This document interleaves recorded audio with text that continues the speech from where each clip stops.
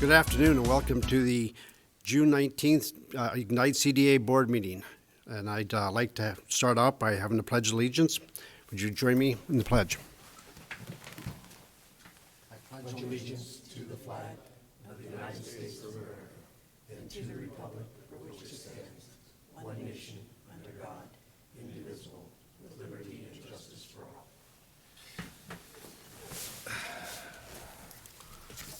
So the next item on the agenda is public comment. Anybody here for public comment? Seeing none, we'll move along. I look for approval of the minutes. Could I get approval, a motion and a second for the approval of the minutes? I'll make a motion, to approve Do we them. do them individually? We probably should, yes. I'm going to read them individually, but do them together. That's fine. Is that fine? Okay. Approve the minutes of the May 15th, 2019 board meeting minutes, the May 30th, 2019 special call meeting minutes, and the June 12th, 2019 special call meeting minutes. Second. Is there a second? Motion and a second for the approval of the minutes. All in favor, say aye. Aye. Opposed? Minutes are approved. Moving on along, quick agenda. We're going to get out of here quick tonight. Moving on to the reports, and the Finance Committee report will be made by myself. Starting out with the Lake District balance sheet, the Lake District experienced a $36,333 increase in cash assets from April month end. Mr. Chairman, could before we do that, we need Sure. to kind of talk about the financing agreement. Okay, sorry, you're right. I was jumping ahead of ourselves here. So we go to the financing agreement with the Memorial Field Grandstand project. Sorry about that. Do you want to handle that, Tony? Sure. Okay. I'll kind of paint the picture for the board is that this agreement just kind of formalizes the board's funding commitment to the grandstand initiative in the amount of $1,093,487 that the board approved here recently. This agreement provides the structure wherein those funds will be transferred to the city. The city will let the contract, and then Ignite CDA will participate in monitoring the project and approving invoices as they come through the contractor. So it's all in place. It was approved by City Council last night, and I have the original here. If the board approves, we'll sign it, and it'll be in place, and we'll transfer those funds to the city. Okay, any comments on that? No, you're looking for a motion then? Yes. I'll make a motion to approve the Memorial Field Grandstand project, Ignite CDA, City of CDA financing agreement. Is there a second? Second. So motion and a second for the Memorial Field Grandstand project and Ignite CDA City of Coeur d'Alene financing agreement. All in favor, say aye. Aye. Opposed? It's approved. Now, moving on to the financials. Okay, starting over again. In the Lake District balance sheet, the Lake District experienced a $36,333 increase in cash assets from April month end. Fixed assets had no change, and other assets, the Lake District 2016 Series Note Reserve Account had an increase of $106 for the month of May. In the liabilities and fund balance, bonds were no change, and all other liability parameters were either unchanged or normal for the month, including the 2% credit to the due to the arts line item due to the county increment check received in May. The Lake District P&L, the Lake District received $50,853 in tax incremented revenue from the county in May. The dues line item value includes the 50% of the annual Jobs Plus contract payment. All other P&L expenditure line items are in line for a normal operating month. The River District balance sheet, the River District experienced $76,970 decrease in cash assets from April month end. The liabilities and fund balance, all liability parameters are either unchanged or normal for the month, including a 2% credit to the due to the arts line item due to the May county increment check. The River District P&L, the River District received $12,896 in tax increment revenue from the county in May. Agency-funded initiatives, Stimson Mills Site Atlas Project Phase 1, $78,648 to Welsh Comer payment for planning efforts. Dues line item value includes the 50% of the annual Jobs Plus contract payment, and all other P&L expenditure line items are either in line with normal operating month. So that is the River and Lake District financial reports. Moving on down to payables. fairly large month this month for payables. First of all, Elam and Burke had a payment of $258 for legal services. Holly Troxel, $2,814, split out $1,612 for the general legal counsel and $1,202 for the Health Corridor Initiative and Midtown Ventures Initiative. The Health Corridor District Master Plan Initiative had a $70,111.10 payment to HDR Engineering Incorporated. The Memorial Field Grandstand Project, which we just talked about a moment ago, had $1,093,487 final payment. The North Idaho Collaborative Education, the NICE facility, $1,041,455.48, also a final payment. In the Atlas Mill Site Initiative, there was two payments, one for $135,950.46 to Welshcomber for regulatory and public space planning, and the second one's $42,975 also to Welshcomber, second payment for regulatory and public space planning, for a total of $178,925.46. The total for this month's payables is $2,387,051.04. I look for a motion to approve. I'll make a motion to approve the Lake and District River monthly financials and the payables. Is there a second? Second. All in favor of the financials and the payables, say aye. Aye. Opposed? They are approved. Moving along, Brad, you have anything on parking? I just have a quick update. So the parking revenues overall are up this year. In May of 2018, we had $74,152, and this year, in May of 2019, we're up to $99,069. And McEwen in particular is doing better. It was $32,909 in May of 18, and 19 it's $48,294. Let's see, on the permits, we have 325 parking permits in McEwen. We've got 200 in the Coeur d'Alene Avenue garage now, and it's on a waiting list. And we've got 12 in the secured area down on 3rd Street. That's my short report today. Everything's a short report today. It's a good thing, so we're moving right along. So moving down to the Executive Director's report. Tony, it's yours. Thank you, Mr. Chairman. First off, I'd like to invite Phil Boyd up to kind of give the board an update on the Atlas Mill Site Initiative. Welcome, Mr. Boyd. Does he have a short report? In the spirit of today's meeting, I have a short report. The three things I'll cover today, but thank you, Chairman Arman, for being here, for me being here, and board members. Developer builder outreach, I'm going to give you a little update on that, some update on the Restoration Partnership Grant, and also our public space projects, where we're at with those at Atlas and La Crosse. I put the slide in just as a refresher for the board about the phasing for the disposition of the property. As you guys know, we're working on the public space, which is down in this area. But when we move into the property disposition phases, it will be phase 1, phase 2, 3, and 4. Before we get into that process, the objective was to reach out to the developers and builders to gauge their interest in the project, and also describe to them how the RFP process works, because the RFP process, as the board has seen with your other RFPs, is a little bit unique, and we wanted to take the opportunity to inform them about it and then also solicit their feedback. Last month, the board authorized the pre-marketing phase to move forward with the objective of, just as I said, getting out there. We'll create a summary of what the project is about, kind of marketing materials.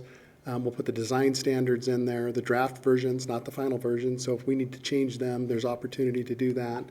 And get that out onto the street with the developers through an initial meeting. This will allow us to keep updating our pro forma, because remember, that pro forma was a point in time, and the market changes and things change, and so we'll be able to keep updating that pro forma so the board has something to look at that's accurate, or as accurate as possible. Mid-July, we'll have the pre-marketing brochure complete. Late July, we'll do a public meeting, probably in this room. it will be a public meeting, but it will be, an invite will go out to general builder, developer community. Councilmember Miller is leading that effort with Mayor Whitmire kind of overseeing all of that with NIBCA. And then there's specific developers that have asked, since this project has started, we're interested. And the city and everybody has put them off, saying we need to be completely ready. So we'll send out for invitations that have people who have talked to the city or Ignite, and then we'll send out a general invitation to NIBCA, and Councilmember Miller will MC that effort. Heartland will be here and really lead it after that point. In early August, Heartland will do one-on-one developer-builder interviews, and they'll do the selection. And it's important that that selection of who gets interviewed is independent of this board and independent of the council. So, and independent of me, I don't really know who they're going to talk to. That's their deal. And then in August, Heartland will come here and we'll make a presentation to the board on what we found and kind of how we see the market going, because obviously everybody has a financial concern with this, and we want to give you that information that's most current. So that's just the brief update on that. Any questions? Okay, Looks good, Phil. thank you. Restoration Partner Grant application we submitted. I'm disappointed to say we were not successful in receiving funding for that. These are the projects that we pursued funding on, and just as a refresher, the beach restoration in this area of the project, the accesses down in these different areas here. We asked for, and when I say we, the city / Ignite asked for $2,275,000. We had done a tremendous amount of groundwork with the Restoration Partnership to make sure we were making this a very targeted request and trying to comply with all their grant applications requirements. The feedback we received was the primary one is the application process for them is brand new. This is the very first time that they have done that. And so they're starting to kind of define exactly what their criteria is. The other one was that this is categorized as a human use project, not a environmental restoration type project. And so they categorized it that way, and it doesn't have as much funding into that pot and didn't rank as high as some of the other one. The third thing was the request was quite large, which we had vetted all these things ahead of time and we're trying to target them. But as the person I talked to that went through the criteria, each member that ranks them kind of has a different perspective of how those Restoration Partnership funds should be used, and we just didn't make the project cutoff. So that was our objective, but we didn't get there. Phil, can I ask a question? Can you refresh our memory on who sits on that selection committee? What entities? There's the tribe, there's DEQ, and there's several other state agencies that I can't rattle them all off the top of my head right now. But they're essentially using the funds from the mine waste and applying it across the basin on where restoration should occur. And so you can imagine a project like this in competing with something up the St. Joe River or up the Coeur d'Alene River that's in worse condition than this is. How it affects this project is generally summarized here. This was the original project that the board had said we're, and I'll use these terms loosely, committing funding to, prepared to fund here. These two categories down here, the $2,720,000 and the $580,000, were the projects that the board said we want to move forward with on design, but we'll decide on if we're going to fund the construction once we open the bids. And obviously, if we would have received that grant funding, the amount that the board would consider funding would have been less. So Antonia and I have been working on this big spreadsheet that shows the fiscal years when this money will be spent and in what districts. But I just wanted to put this up here so the board had a kind of a feeling for the magnitude of the project. Okay, any questions on that? Is there an opportunity to go back next year for some of this? There is, the project will be. Pretty well wrapped up by Assuming then. that if the board decides to fund, when we open up the bids and the board says, well, let's fund the project, then you will essentially complete it. And remember in fact, I'll just skip forward to this particular slide right here. This is some of the type of situation we were trying to solve, which you can see why it's a little frustrating on how we didn't hit the mark pretty clearly, but apparently we didn't. This work can't be done out of sequence. You really got to go do this piece and do the piece above. And so if we don't do the shoreline stabilization this winter, but you build the park, it's going to be very difficult to come back in and do that shoreline stabilization. You could do it from the waterward side, but it would be more expensive because you're working from barges as opposed to working from upland. There are other opportunities that exist in the city system down at Mill River and other locations, but probably not on this project. Okay, then skipping forward on the schedule for the public space, and again, as a refresher for the board, the project is this area. It includes Suzanne down into here in our tie-in over to Riverstone. We're anticipating advertising for bids in July. Normally, we would be nervous about that because you typically don't want to advertise late in the year. This project will have a milestone completion date in the spring of 2020, and what we're really trying to do is set the contractor up to be prepared to do below water work, below ordinary high water mark work. So they may choose to do a lot of this work if they're ready in first part of September. By the time we get through the meetings here at the end of August, contract gets awarded, they get a notice to proceed. It'll be sometime after Labor Day before they could actually start work. They may choose to start and get after it, or they may choose to do some of it in the spring. So a couple of wild cards. Every time you present a schedule like this, or I present a schedule, I don't want to demonstrate it that is with complete certainty because there is some wild cards. The two wild cards that are out there, the Idaho Department of Environmental Quality, IDEQ, Shoreline Soils Investigation, they will be out there here in the next few weeks doing borings in this vicinity looking for contaminated soil because from years of flooding, the deposition has occurred here, and the objective is to determine what kind of constituents exist in that soil. Depending on how that comes back, they're indicating to us they won't have the results of that until August 3rd. And you can see that that messes up our schedule here a little bit because we want to know the answer to that question before we put the project out to bid. So we're going to talk with them a little bit. We just found this out today.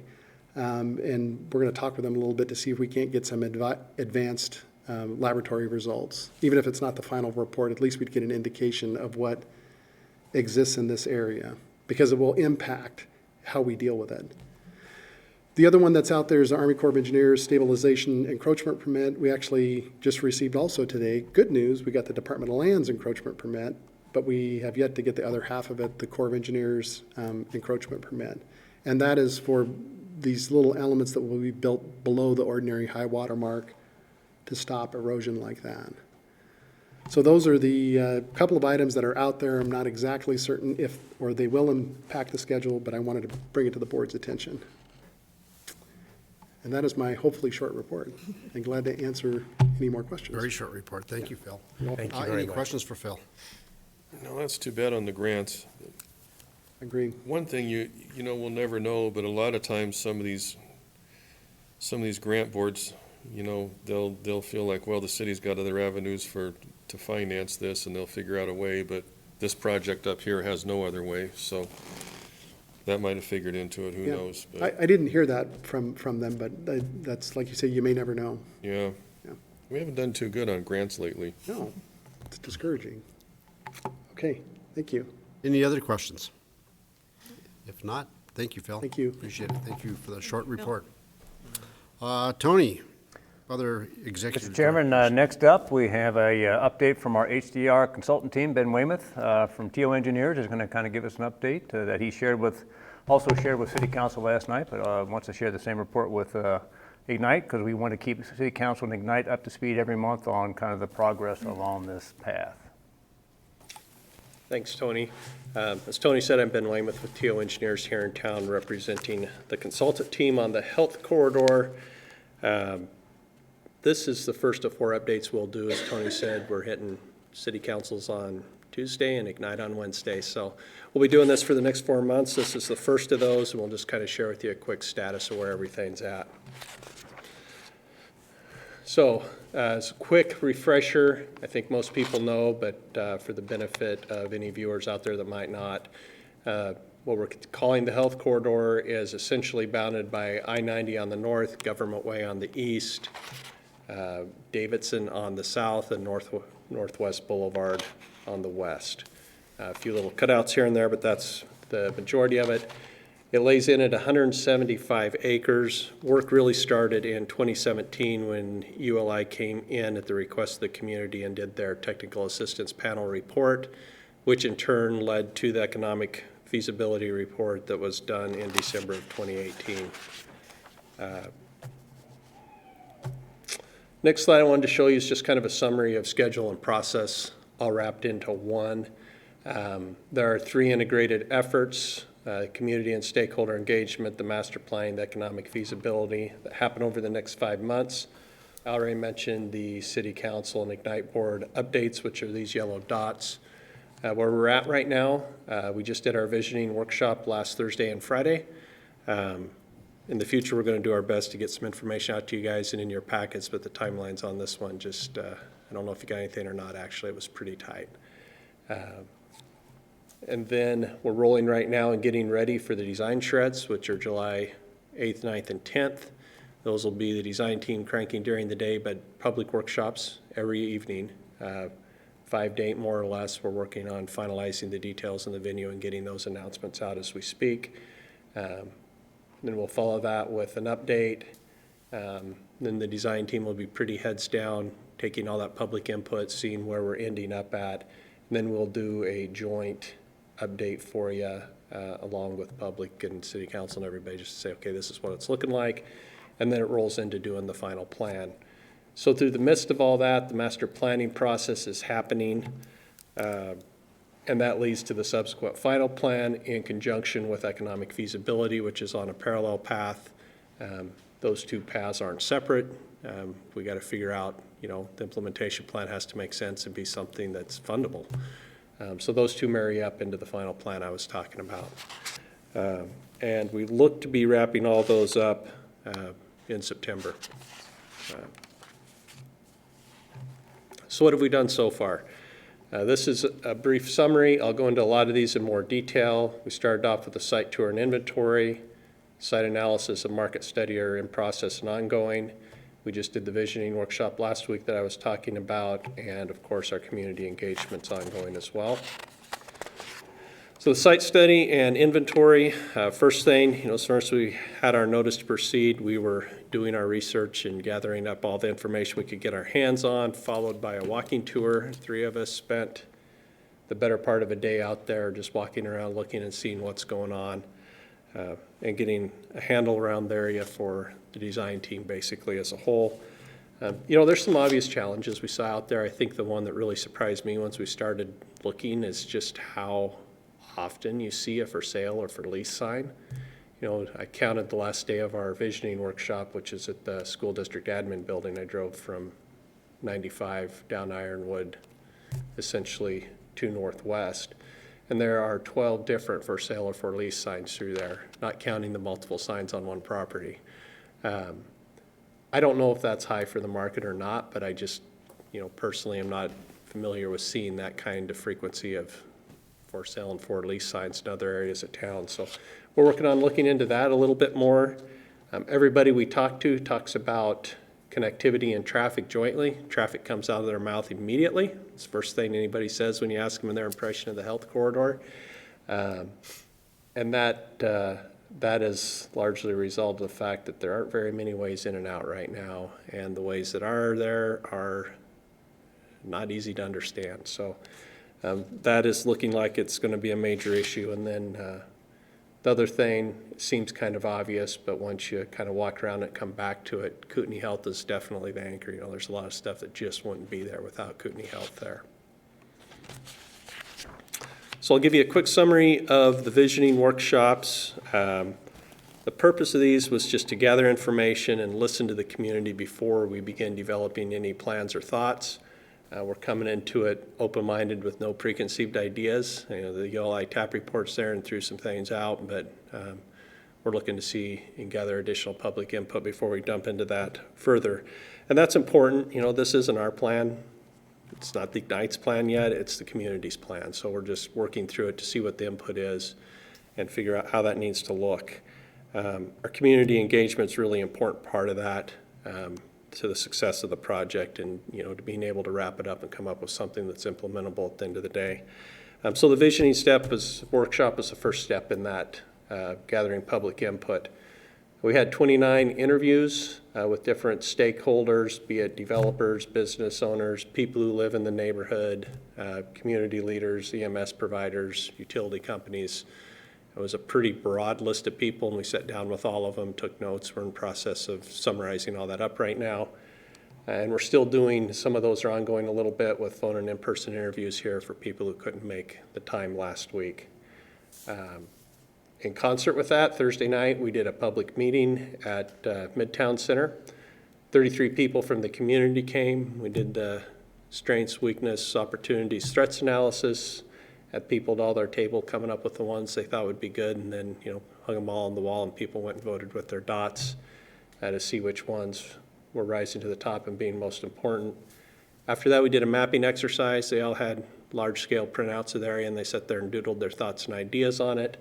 We're collecting and summarizing all that feedback right now, and that's going to guide us in putting together some initial thoughts for the design shred to bounce off of people and get their feedback and then regroup and adjust as we need to.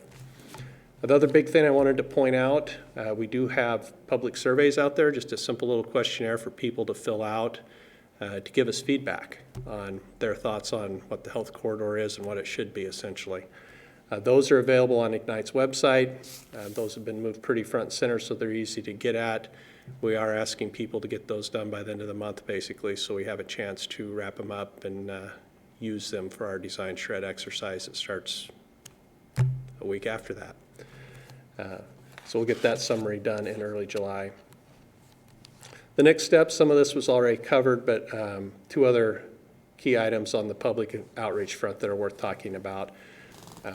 We're going to kind of canvass the residential neighborhood out there, go door to door, see if we can get people to have interest and give us their feedback. And also some pop-up meetings in the corridor. We just set up a table in a booth for a couple hours and see what people think and try to get them to take the survey and give us some feedback there as well. And we're working on those locations just to try and reach the people who either live there or use the corridor just to get some meaningful and good input there. And then, of course, during our charrette design workshop, every evening that'll be opened up to get as much public comment as we can. The development program is somewhat underway, but we're really going to get going on that at the design charrette, and that's just a menu of ideas that we'll suggest that'll bring public benefit, and then we're going to vet it with the public to see what kind of comments we have and see where we're at. And that's pretty much what I had for you, other than to encourage you and anybody watching to go do the survey. Questions? With that, I'd answer any questions you may have. Was I short enough? That was good, Ben. Any questions? Going No once, questions. going twice. No questions. Thank you for the Okay, report. thank you. Thank you. Tony? Mr. Chairman, just a couple initiative updates. Celtice Way, Welch Comer and city representatives and myself, we had a project walkthrough which occurred on May 23rd with the contractor. We reviewing issues in need of resolution.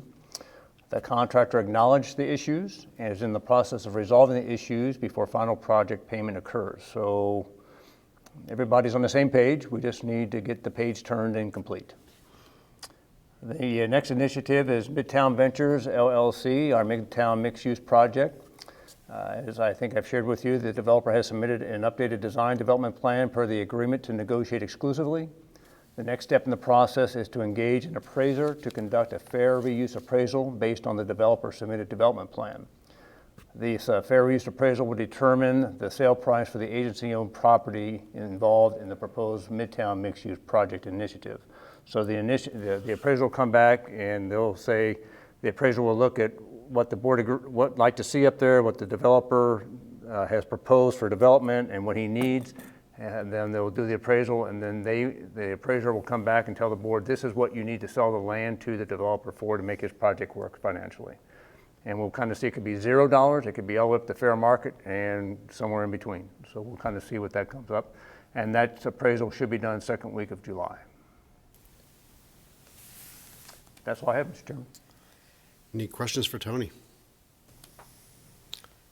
Just one. They are going to complete that project at once, aren't they? Both phases? Yes, yeah, the updated design development plan calls for both buildings to be constructed at the same time. That's a change from the original proposal. So I think that's good news. I think it's great news, yeah. You too. Can I add one item quickly? Sure. I just wanted to share with the board that the litigation has been finally resolved. The judge entered an order to dismiss with prejudice, so we're all done on that front. Good, thank you. Thank you to both of you, Danielle and Tony, for Thank you. resolving that issue. It was a little thorny, but we got through it. Saved us both. So no other comments from you? Okay, thanks. Board commissioner comments. Anybody have anything? Quiet group today. Almost on a record-setting time here. We're coming on to the last item for public comment. Anybody have public comment? Seeing none. Do I hear a motion to adjourn? Motion to adjourn. Second, all in favor, say aye. Aye. We're adjourned. Thank you. Thanks, Nick.